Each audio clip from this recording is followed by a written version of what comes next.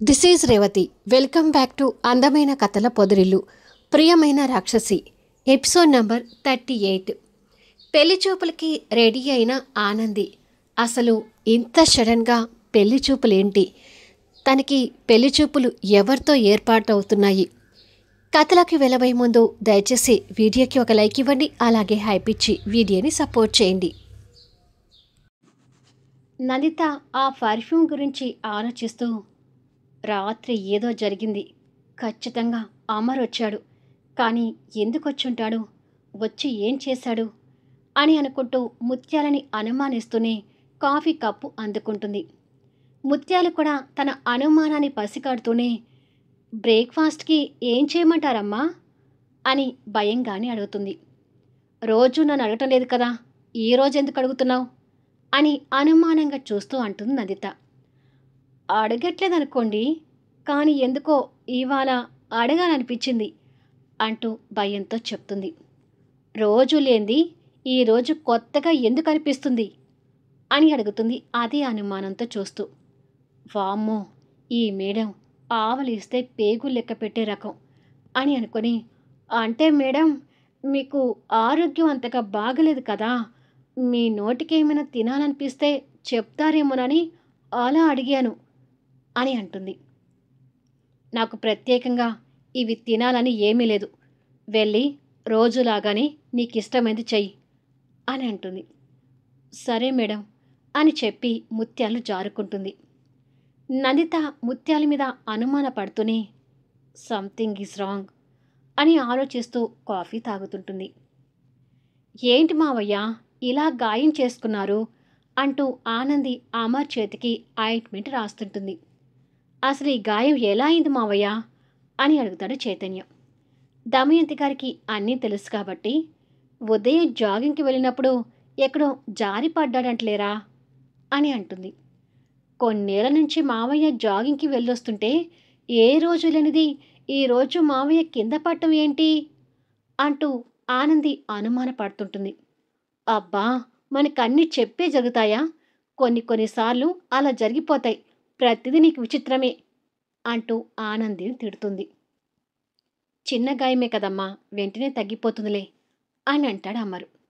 ఇక నుంచి జాగ్రత్తగా ఉండండి మావయ్య అని అంటుంది ఆనంది ఆ దెబ్బకి బాధపడుతూ.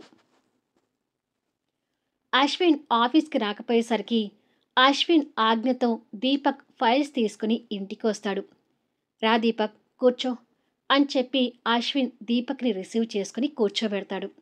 సారీ సార్, ఆఫీసులో హెవీ వర్క్ గురించి మీకు తెలుసు కదా, అందుకే హాస్పిటల్కి రాలేకపోయాను అంటూ దీపక్ ఫైల్స్ ఇస్తాడు. వర్క్ మానుకొని వచ్చుంటే చాలా సీరియస్ అయ్యేవాణ్ణి, రాకుండా మంచి పని చేశావు అంటూ ఫైల్స్ చెక్ చేసి సైన్ చేస్తూ, ఆఫీస్ వర్క్ మీద ఏమైనా డౌట్స్ ఉంటే మేనేజర్ భాస్కర్ని కన్సల్ట్ అవుతూ ఉండండి అని చెప్తాడు. అలాగే సార్ అని అంటూ ఉండగా నందిత అక్కడికి వస్తుంది. గుడ్ మార్నింగ్ మేడం అంటూ దీపక్ లేచి గ్రీట్ చేస్తాడు. గుడ్ మార్నింగ్ దీపక్, కూర్చో అంటూ నందిత వచ్చి కొడుకు పక్కన కూర్చుంటుంది. దీపక్ని చూడగానే గౌతమి చెప్పిన విషయాలు నందితకి గుర్తొస్తూ ఉంటాయి. కొద్దిసేపు దీపక్ ఆఫీస్ విశేషాల గురించి మాట్లాడి సైన్ చేయించుకొని వెళ్ళిపోతాడు. కానీ దీపక్ని చూసిన దగ్గర నుంచి నందిత ఏదో ఆలోచనలో ఉండిపోతుంది. ఏంటమ్మా ఏదో ఆలోచిస్తున్నావు అని అడుగుతాడు. ఏమీ లేదు నానా అని అంటుంది. అమర్ రోజు ముత్యాలకి ఫోన్ చేసి వాళ్ళిద్దరి హెల్త్ కండిషన్ గురించి కనుక్కుంటూనే ఉంటాడు. ఇలా కొన్ని రోజుల తర్వాత నందిత అశ్విన్ కూడా పూర్తిగా కోలుకొని నార్మల్ అయిపోతారు. ఒకరోజు అశ్విన్ కార్లో వెళ్తుండగా సడన్గా చైతన్య ఆ కార్ని దూసుకొని వచ్చి ముందుకు వెళ్ళి అశ్విన్ కార్కి అడ్డంగా పెడతాడు. అశ్విన్ బ్రేక్ వేసి కార్ ఆపి, రేయ్ ఎవడ్రా నువ్వు అంటూ అశ్విన్ కార్ దిగేసరికి చైతన్య అంతకంటే ఎక్కువ కోపంతో ఆ కారులో నుంచి దిగుతాడు. ఓ నువ్వా అని అంటాడు అశ్విన్ నిర్లక్ష్యంగా చూస్తూ.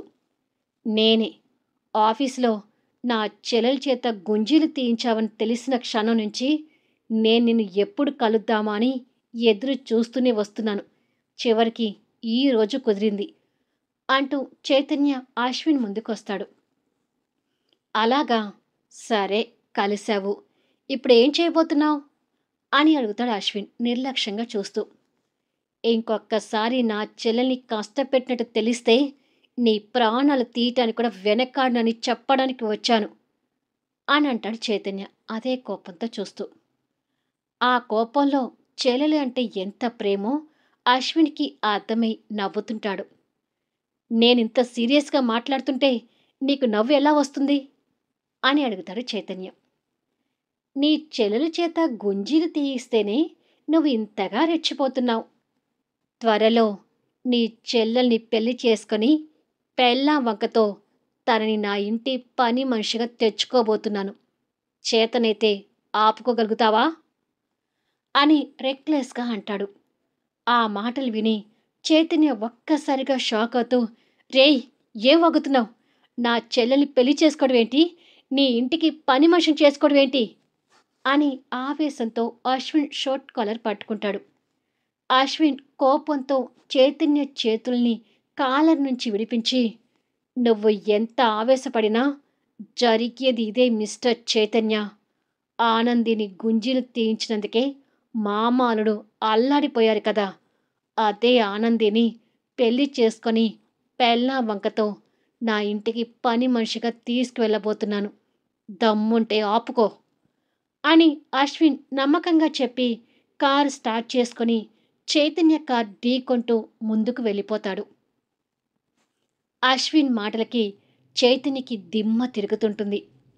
కొద్దిసేపటికి చైతన్య కంగారు పడుతూ దీపక్ వాళ్ళ ఇంటికొచ్చి, దీపక్, అత్తయ్య, మావయ్య ఎక్కడున్నారు? త్వరగా రండి అంటూ కేకలు వేస్తుంటాడు. దీపక్ తండ్రి వీరేంద్ర, తల్లి మమత బయటికొస్తారు. ఏంటి చైతన్య, ఏదో చాలా రోజుల తర్వాత దారి తప్పి వచ్చినట్టుగా ఉన్నావు అని అడుగుతాడు వీరేంద్ర. నిజమేనండి, చాలా రోజుల తర్వాత చైతన్య మన ఇంటికి రావడం కనిపిస్తుంది. నిజంగానే దారి తప్పి వచ్చినట్టు ఉన్నాడు అని అంటుంది మమత నవ్వుతూ. దారి తప్పి కాదు మావయ్య, దారి వెతుక్కుంటూనే వచ్చాను అని అంటాడు అశ్విన్ ఇచ్చిన షాక్కి భయపడుతూ. ఏమైంది చైతన్య, అసలు అలా ఉన్నావేంటి? ఏదో కంగారు పడుతున్నావెందుకు అని అడుగుతాడు వీరేంద్ర. హాయ్ చైతన్య, ఏమిట్రా ఇలా వచ్చావు అంటూ దీపక్ కూడా అప్పుడే బయట నుంచి వస్తాడు. ముందు మీ ముగ్గురు ఇలా కూర్చోండి అంటూ ముగ్గురిని హడావిడిగా సోఫాలో కూర్చోబెడతాడు. ఏంట్రా ఒకటే హైరాణ పడుతున్నావు అని అడుగుతాడు దీపక్. చైతన్య వాళ్ళ ముగ్గురిని కూర్చోబెట్టి వాళ్ళ దగ్గర మోకాల మీద వాలి, నేను ఒక విషయం సూటిగా అడుగుతున్నాను, త్వరగా సమాధానం చెప్పండి. నా బంగారు తల్లి ఆనంది ఈ ఇంటి కోడలుగా రావటం మీ ముగ్గురికి ఇష్టమే కదా అని అడుగుతాడు. చైతన్య అలా హడావిడిగా రావటం, అలా అడగటం ముగ్గురికి ఆశ్చర్యంగా అనిపిస్తూ ఉంటుంది. అసలు ఏమైంది చైతన్య, ఎందుకంత కంగారు పడుతున్నావు అని అడుగుతాడు వీరేంద్ర. ఏమైంది చైతన్య నీకు అని దీపక్ కూడా అడుగుతాడు. ప్లీజ్ మావయ్య, ముందు నేను అడిగిన దానికి సమాధానం చెప్పండి చాలు అని అంటాడు. సరే, అడుగుతున్నావు కదా, చెప్తున్నాను విను. ఆనందిని మా ఇంటి కోడలుగా చేసుకోవాలని మాకు ఎప్పటినుంచో ఉన్న కోరిక అని అంటాడు వీరేంద్ర. అవును చైతన్య, ఆనంది మా ఇంటి కోడలుగా ఎప్పుడు వస్తుందా అని నేను ఎదురు చూస్తున్నాను అని అంటుంది మమత. వాళ్ళ మాటలు విని సంతోషపడుతూ, నువ్వు చెప్పు దీపక్, మా చెల్లెల్ని పెళ్లి చేసుకోవడం నీకు కూడా ఇష్టమే కదా అని అడుగుతాడు చైతన్య. ఏమిట్రా కొత్తగా అడుగుతున్నావు? నేను ఆనందిని ప్రేమిస్తున్న విషయం నీకు తెలీదా అని అంటాడు దీపక్. థ్యాంక్ యూరా అని చెప్పి చైతన్య లేచి దీపక్ని కూడా లేపి హగ్ చేసుకుంటాడు. చైతన్య ఇంత సడన్గా రావడం, అలా మాట్లాడడం అంతా ఆశ్చర్యంగా ఉంటుంది. తర్వాత చైతన్య ఆ ముగ్గురిని చూస్తూ, మీ ముగ్గురు ఇప్పటికిప్పుడే మా ఇంటికొచ్చి మావయ్య ముందు ఈ సంబంధం మాట్లాడి వెంటనే పెళ్లి కుదుర్చుకోండి, త్వరగా మీ పెళ్ళి అయిపోవాలి అంటూ తొందర పెడతాడు. ఇవాళ నీ ప్రవర్తన ఏంట్రా ఇంత కొత్తగా ఉంది? మా పెళ్లి కోసం అంత తొందరపడుతున్నావేంటి అని అడుగుతాడు దీపక్. చైతన్య అశ్విన్ మీద కోపంతో మనసులో మాట్లాడుకుంటూ, ఆ రాస్కెల్ నా చెల్లెల గురించి ఇష్టం వచ్చినట్టుగా మాట్లాడుతున్నాడు. వాడు నా చెల్లెల్ని పెళ్లి చేసుకుని పని మనిషిని చేస్తాడంట. ఎలా చేస్తాడో నేను చూస్తాను అని కసిగా అనుకొని, మీ పెళ్ళి అయిపోయే వరకు నా ప్రవర్తన ఇలాగే ఉంటుంది. ఇంకేమీ మాట్లాడొద్దు. ఇప్పటికిప్పుడు మీరు మా ఇంటికొచ్చి పెళ్లి విషయం గురించి మా మామయ్యతో మాట్లాడాలి. మిమ్మల్ని తీసుకొని నేను వెళ్తాను అని అంటాడు చైతన్య. ఇప్పటికిప్పుడు అంటే ఎలారా? నేను ఆఫీస్కి వెళ్ళాలి, టైం అవుతుంది అని అంటాడు దీపక్. రేయ్, ముందు నువ్వు అర్జెంటుగా ఆ కంపెనీలో జాబ్ మానేసి మా ఆఫీసులో జాయిన్ అవ్వు అంటూ కాస్త సీరియస్ అవుతాడు చైతన్య. ఏమైందా నీకు అసలు అని అడుగుతాడు దీపక్. నువ్వు ఆ కంపెనీలో చేయటం ఇక నాకు ఇష్టం లేదు దీపక్. నువ్వు మా చెల్లెల్ని పెళ్లి చేసుకోబోతున్నావు కాబట్టి నువ్వు కూడా మా బిజినెస్ వ్యవహారాలు చూసుకోవాలి అంతే అని అంటాడు చైతన్య. సరేలే, ఇప్పటికిప్పుడు ఆ ఉద్యోగం మానేయాలంటే అంత తొందరగా కుదరదులే, కానీ ముందు ముందు మానేసే ప్రయత్నం చేస్తానులే. కానీ ఈరోజు నన్ను ఆఫీస్కి వెళ్ళనివ్వు అని అంటాడు దీపక్. మా మావయ్యతో మాట్లాడి సంబంధం కుదిరించుకునే వరకు నువ్వు ఆఫీస్కి వెళ్ళడానికి వీల్లేదు. ముందు నువ్వు వెళ్ళి రెడీ కాపో అంటూ దీపక్ని రూములోకి నెడతాడు. మీరు కూడా త్వరగా వెళ్ళి రెడీ కాండి మావయ్య అని వాళ్ళను కూడా పంపించి దమయంతి గారికి ఫోన్ చేసి, దీపక్ వాళ్ళు ఆనందితో సంబంధం కుదిరించుకోవడానికి వస్తున్నారు బామ్మ, నువ్వు త్వరగా మన ఆనందిని రెడీ చేయి అని చెప్తాడు. ఇంత సడన్గా ఏంటి చైతన్య అని అడుగుతుంది దమయంతి గారు కూడా ఆశ్చర్యపోతూ. సడన్గా ఏమీ లేదు బామ్మ, ఇది మొదటి నుంచి అనుకుంటున్న విషయమే కదా. ముందైతే నువ్వు ఆనందిని రెడీ చేసే పనిలో ఉండు అని చెప్పి ఫోన్ కట్ చేస్తాడు. ఏంటో వీడి హడావిడి అని అనుకుంటుంది దమయంతి గారు. ఫోన్లో చైతన్య మాటలు విని అమర్ కూడా షాక్ అవుతూ, ఇంత సడన్గా రావడం ఏంటి చైతన్య అని అడుగుతాడు. వాళ్ళకి ఆనందిని తొందరగా కోడలు చేసుకోవాలనే ఆతృతలో ఉన్నారు మావయ్య, అందుకే వస్తున్నారు అంటూ ఏదో కవర్ చేస్తాడు. సరేలే, నేను ఇంటి దగ్గరే ఉన్నాను, దీపక్ వాళ్ళ కోసం వెయిట్ చేస్తూ ఉంటాను అని అంటాడు అమర్. తర్వాత చైతన్య ఆనంది స్నేహితురాలైన గీత, సరళ, రూప వాళ్ళకి కూడా ఫోన్ చేసి ఆనందిని రెడీ చేయడానికి ఇంటికి రమ్మంటాడు. ఇక దమయంతి గారు వాళ్ళ కోసం పలహారాలు ఏర్పాటు చేసే పనిలో ఉంటే, చాలా పెద్ద తెలివైన ఆనందిని గీత, రూప, సరళ కలిసి లంగా ఓణిలో అందంగా రెడీ చేస్తుంటారు. ఆనంది మిర్రర్ ముందు స్టూల్ మీద కూర్చొని, అమ్మయ్యా, త్వరలోనే పట్టు చీర కట్టుకొని పూల జడ వేసుకొని పెళ్లి చేసుకోబోతున్నాను అంటూ సంబరపడుతుంటుంది. పట్టు చీర పూల జడ ఓకే, నువ్వు దీపక్ని ఇష్టపడుతున్నావా ఆనంది అని అడుగుతుంది సరళ. హా, దీపక్ అంటే నాకు చిన్నప్పటి నుంచి ఇష్టమే అని అంటుంది అమాయకత్వంతో. అంటే దీపక్ని చిన్నప్పటి నుంచి ప్రేమిస్తున్నావా అని అడుగుతుంది గీత. నాకు ప్రేమించడం అంటే కరెక్ట్గా తెలీదు, కానీ దీపక్ మాత్రం నాకు చిన్నప్పటి నుంచి ఫ్రెండ్ కదా, అందుకే దీపక్ని ఇష్టపడుతున్నాను అని అంటుంది. అబ్బా, నువ్వొక వెర్రి మావలోకానివి. మామూలుగా ఇష్టపడటం వేరు, పెళ్లి చేసుకునే అంతగా ఇష్టపడటం వేరు ఆనంది. నీకు ఒక వ్యక్తి మీద నిజమైన ప్రేమ కలిగితే ఆకలి దప్పిక అస్సలు కావు. ఎప్పుడూ ఆ పర్సన్ని తలుచుకుంటూ ఉంటావు. ఏ పని చేస్తున్నా అతని ఆలోచనతోనే ఉంటావు. అలా నీకు దీపక్ విషయంలో ఎప్పుడైనా అనిపించిందా అని అడుగుతుంది గీత. ఆహా, ఇలాంటివి నాకెప్పుడూ అనిపించలేదు. ఆకలి కాగానే అన్నం తినేస్తాను, దప్పిక కాగానే వాటర్ తాగేస్తాను అని అంటుంది నిర్లక్ష్యంగా అద్దంలో తనని తను చూసుకుంటూ. అదేంటి అలా అంటావు? అంటే నీకంటూ ఇష్టాయిష్టాలు ఏమీ లేవా అని అడుగుతుంది రూప. లేవని ఎందుకు అనుకుంటున్నావు? దీపక్ చిన్నప్పటి నుంచే నాకు చాక్లెట్లు ఇచ్చి నాతో మంచిగా మాట్లాడేవాడు. అందుకే దీపక్ అంటే ఇష్టం. అదిగో ఆ యముడిలాగా నన్ను ఎప్పుడూ దీపక్ ఏడిపించలేదు. అందుకే ఆ యముడు నాకు అస్సలు ఇష్టం ఉండదు. అదే ఈ పెళ్ళిని ఆ యముడితో కుదిరిస్తే నేను చేసుకోను కదా అని అంటుంది. ఏయ్, నీ పెళ్ళి నా గ్రీకు వీడితో ఎందుకు అవుతుంది? నువ్వు అలా మాట్లాడకు, నాకు బాధగా ఉంటుంది. నా గ్రీకు వీడు నాకే సొంతం అని అంటుంది గీత ఊహల్లో తేలుతూ. సరళ గీత తల మీద ఒకటి కొట్టి, అబ్బా నువ్వు ఆగవే, తనేదో మాట వరుసకి అలా చెప్పిందిలే కానీ అని. అయితే నీది ప్రేమ పెళ్ళి కాదు, అరేంజ్డ్ మ్యారేజ్ అన్నమాట. అని అడుగుతుంది ఆనందిని. ఏమో, అవన్నీ నాకు తెలీదు. అన్నయ్య, మావయ్య నన్ను దీపక్‌ని పెళ్లి చేసుకోవడం ఇష్టమేనా అని అడిగారు. ఎలాగో పట్టు చీర కట్టుకొని, పూల జడ కూడా వేసుకోవచ్చని ఇష్టమే అని చెప్పాను అని అంటుంది అమాయకంగా నవ్వుతూ. అలా మాటల్లో ఉండగా, ఆనందిని రెడీ చేయటం అయిపోయిందా అమ్మాయిలు? అంటూ దమయంతి గారు అక్కడికి వస్తుంది. అయిపోయింది బామ్మ అంటారు ఆ ముగ్గురు. ఆనంది స్టూలు మీద నుండి లేచి, నేను ఎలా ఉన్నాను బామ్మ అని అడుగుతుంది. రోజు మోడ్రన్ డ్రెస్లో కనిపించే ఆనంది ఇప్పుడు మాత్రం లంగా ఓణీలో 16 అనాల తెలుగు అమ్మాయిలాగా అందంగా కనిపిస్తూ ఉంటే, మనవరాల్ని తనివి తీరా చూసుకుంటూ, నా బంగారు తల్లికి నా దిష్టే తగిలేటట్టుగా ఉంది అంటూ మెటికలు విరుస్తుంది. దీపక్ వాళ్ళు వచ్చారు, ఆనందిని రెడీ చేశారా బామ్మ అంటూ చైతన్య కూడా లోపలికొస్తాడు. రెడీ అయిపోయింది అన్నయ్య, ఒకసారి మీ చెల్లెల్ని చూడండి అని అంటుంది గీత.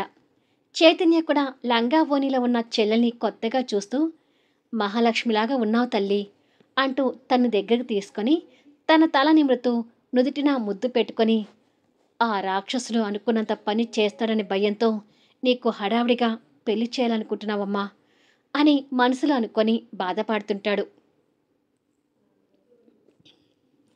బయట అమర్ వీరేంద్ర వాళ్ళతో కూర్చొని మాట్లాడుతూ ఉంటాడు. దీపక్ ఆనంది రాక కోసం ఎదురు చూస్తూ చూపులు అటువైపే ఉంచుతాడు. అంత హైరాణ పడుకురా, ఎప్పుడు చూస్తున్న ఆనందియే కదా, ఇప్పుడెందుకు తెగ ఉబ్బలాట పడుతున్నావు అని అంటాడు వీరేంద్ర. ఆ మాటలకి దీపక్ సిగ్గుతో తలదించుకుంటే అమర్, మమత నవ్వుతూ ఉంటారు. ఇంతలో ఆ ముగ్గురు స్నేహితులు కలిసి ఆనందిని బయటికి తీసుకొస్తారు. దీపక్లో ఉన్న సిగ్గు ఆనంది మొహంలో కనిపించదు. తను మామూలుగానే బయటకొచ్చి, hi Deepak, hi aunty, hi uncle అని మాట్లాడుతుంది. హాయ్ ఆనంది అంటూ వీరేంద్ర, మమత కూడా ఆనందిని నవ్వుతూ పలకరిస్తారు. దీపక్ మాత్రం ఆనంది వైపు మెస్మరైజ్గా చూస్తూ ఉండిపోతాడు. ఇష్, పెళ్లి చూపులంటే కాస్త సిగ్గుపడాలే అని అంటుంది బామ్మగారు. రోజు చూసుకుంటున్న వాళ్ళకి సిగ్గెందుకుంటుందిలే అత్తయ్య, తనని ఫ్రీగానే ఉండనివ్వండి అని అంటాడు వీరేంద్ర. మమత వెళ్ళి ఆనందిని లంగా ఓణీలో చూసుకొని, చాలా అందంగా ఉన్నావు ఆనంది, రా కూర్చో అంటూ వాళ్ళ మధ్యలోకి తీసుకెళ్లి కూర్చోబెట్టుకుంటుంది. వాళ్ళకి ఎదురుగా అమర్ పక్కన కూర్చున్న దీపక్ తనని చూస్తూ ఉంటాడు. దీపక్కి మరో పక్కన చైతన్య చేరి, మా చెల్లెలు ఎలా ఉంది దీపక్ అని అడుగుతాడు. నిజం చెప్పాలంటే తనని చూడటానికి నా 2 కళ్ళు సరిపోవడం లేదు అని అంటాడు దీపక్. దీపక్ మాటలకి అందరూ సంతోషపడుతుంటారు. ఇంతవరకు నేనెప్పుడూ మన పెళ్లి విషయం గురించి నీతో మాట్లాడలేదు ఆనంది, నిజంగా నీకు నన్ను పెళ్లి చేసుకోవడం ఇష్టమే కదా అని అడుగుతాడు దీపక్. ఇష్టమే, కానీ నిన్ను పెళ్లి చేసుకోవాలంటే నాకు కొన్ని కండిషన్స్ ఉన్నాయి దీపక్ అని అంటుంది ఆనంది. కండిషన్స్ అనగానే అందరూ కాస్త ఆశ్చర్యంగాను భయంగాను చూస్తుంటారు. ఏం కండిషన్స్ అని అడుగుతాడు దీపక్ కూడా కొంచెం భయపడుతూనే. నాకు ఇంటి పనులు అస్సలు రావు, రావు అనడం కంటే చేయడం ఇష్టం ఉండదు. కిచెన్లోకి వెళ్ళాలంటే మహా ఎలర్జీ. మా మావయ్య రోజు నాకు కాఫీ కప్ ఇచ్చి నిద్రలేపుతాడు. నేను పెళ్లి చేసుకొని మీ ఇంటికి వస్తే నువ్వు కూడా నన్ను కాఫీ కప్పుతో నిద్రలేపాలి. నన్ను ఎలాంటి ఇంటి పనులు చేయమని చెప్పొద్దు. ఇవే నా కండిషన్స్ అని అంటుంది. మళ్ళీ నెక్స్ట్ వీడియోలో కలుద్దాం. ఈ విషయం అశ్విన్కి తెలుస్తుందా? అసలు అశ్విన్ ఏ ప్లాన్తో ఆనందిని పెళ్లి చేసుకుంటాను అన్నాడు? అశ్విన్ చేసుకుంటాను అంటే అసలు ఆ పెళ్లికి ఆనంది ఒప్పుకుంటుందా? చివరికి దీపక్ పరిస్థితి ఏంటి? ఊహకు అందని మలుపులతో ఆసక్తికరంగా సాగే కథా వీడియోస్ని మిస్ కాకుండా చూడండి. కథ నచ్చితే దయచేసి లైక్ చేయండి, హైప్ ఇవ్వండి, మీ అమూల్యమైన కామెంట్స్ షేర్ చేయండి. Thank you for listening.